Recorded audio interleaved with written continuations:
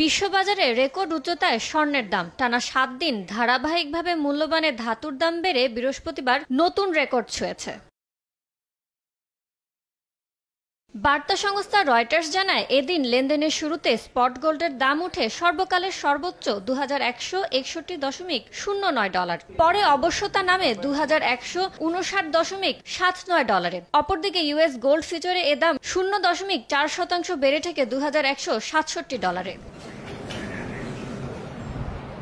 মূলত দুইটি কারণে স্বর্ণের দাম বেড়েছে। প্রথমত, ফেডারেল রিজার্ভের চেয়ার জেরেমি পাওয়েলের আগামী মাসগুলোয় সুদহার কমানোর ইঙ্গিত দেওয়া। দ্বিতীয়ত, ভূরাজনৈতিক উত্তেজনার কারণে নিরাপদ বিনিয়োগের মাধ্যম হিসেবে মানুষ আবারও স্বর্ণের দিকে ঝুঁকছেন।